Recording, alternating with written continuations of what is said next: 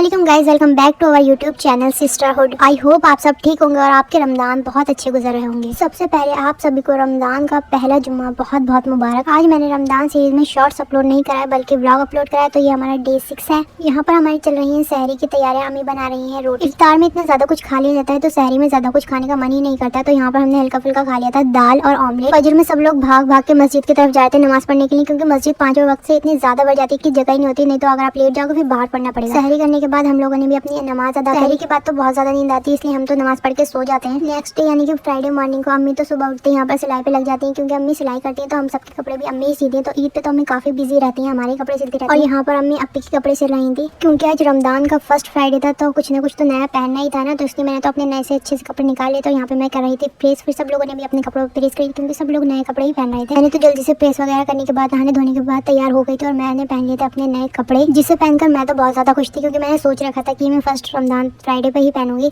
सो ये थोड़ा सा ढीला था पर ठीक था, लेकिन मुझे अच्छा लगा काफ़ी। मुझे काफ़ी लूज़ कपड़े पसंद है। आपको कैसा लगा ज़रूर बताना कमेंट में। माशाअल्लाह अल्हम्दुलिल्लाह आज जोहर के टाइम इतना ज़्यादा क्राउड था, सब लोग नमाज़ पढ़ने आए थे। मतलब पार्क में भी इतना ज़्यादा क्राउड था और मस्जिद में तो हो गई, और गली में तो कुछ ज़्यादा ही था। वैसे तो फ्राइडे को हमेशा हमारा गली में लोग नमाज़ पढ़ते हैं, लेकिन आज तो कुछ ज़्यादा ही था। इसे देख के तो दिल खुश हो गया। अगर लोग इतनी तादाद में रोज़ रोज़ नमाज़ पढ़ने आए तो कितना ज़्यादा अच्छा होगा। हम लोगों ने भी अपनी नमाज़ पढ़ी, खूब दुआएं मांगी और कुरान पढ़ा। शाम को हम लोग मार्केट आ गए थे, क्योंकि कुछ दिन बाद अप्पी चली जाएंगी अपने ससुराल। ईद तो अप्पी वहीं के ही करेंगे, तो अप्पी का ईद के लिए कुछ सामान रह गया था खरीदना, तो इसलिए हम आ गए थे मार्केट। सूट की चूड़ी लेने के लिए भी हम लोग आ गए थे, तो लकीली हम लोग को जल्दी से चूड़ी मिल गई थी, नहीं तो बहुत ज्यादा घूमना पड़ता है। तो हम लोग एक शॉप पे गए तो हमें उस पर मिल गई। आज मार्केट में इतनी ज्यादा भीड़ थी, मतलब ऐसा लग रहा था जैसे पूरे एरिया के लोग यहीं पर मार्केट में आ गए। बाइक वाले भी लोग आ रहे थे, पैदल भी लोग आ रहे थे, मतलब पी पी भी कर रहे थे और सब शोर भी मचा रहे थे। बहुत ही ज्यादा भीड़ थी, लेकिन मार्केट में रमजान की रौनक थी तो बहुत ज्यादा अच्छा लग रहा था, क्योंकि हर जगह फ्रूट्स वगैरह बिक रहे थे। और हमारे यहाँ मार्केट में तो ईद के ट्रेंडिंग आउटफिट्स भी आ चुके थे, जो कि काफी अच्छे लग रहे थे, तो लोग वो भी खरीदने आ रहे थे। यहाँ पर अप्पी के ईद के सैंडल्स खरीदना रह गए थे, तो हम यहाँ पर आ गए थे सैंडल्स खरीदने के लिए। लेकिन जब हम लोग इस पहली शॉप पर गए तो अप्पी के पैर का साइज ही नहीं था, मतलब जो नंबर अप्पी के पैर में आता था वो नंबर इनके पास था ही नहीं।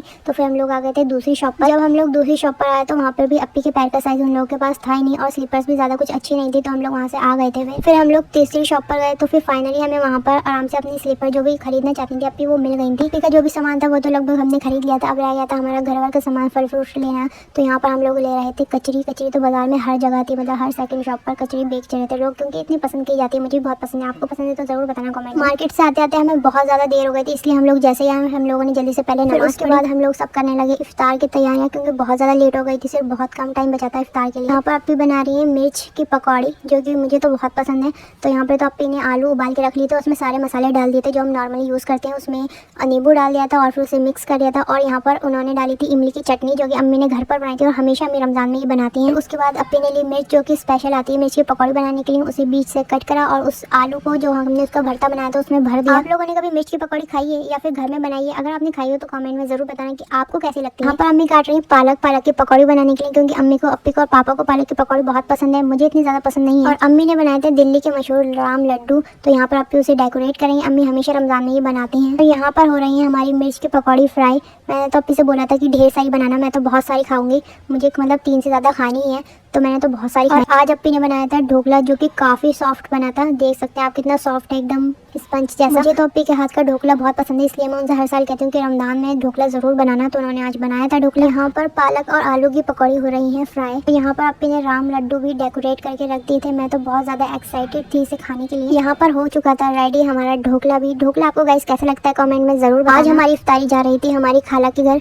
पड़ोस में तो हम लोगों ने इफ्तारी दे चुकी थी, खाला के घर रह गया था। दान में जो इफ्तारी दी जाती है लोग घर, ये मुझे बहुत पसंद है, क्योंकि एक दूसरे में प्यार बढ़ता है और उससे ज्यादा कि आपको सवाब मिलता है।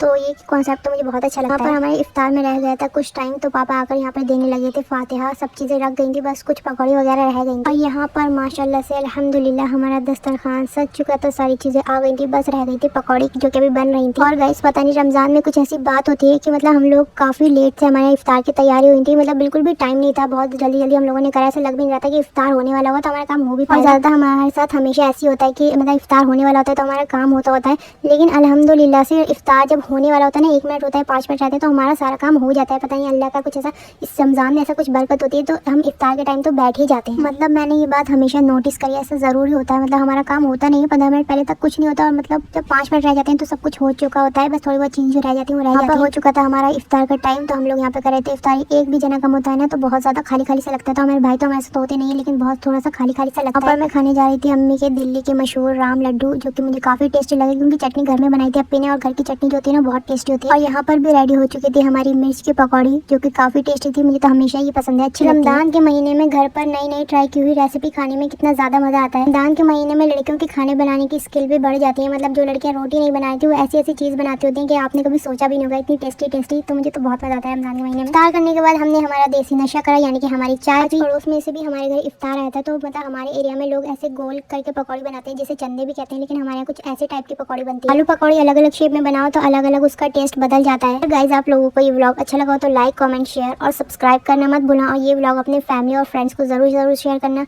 और वीडियो को लाइक जरूर करना, और चैनल को सब्सक्राइब एक बार और कर देना। अल्लाह हाफिज़।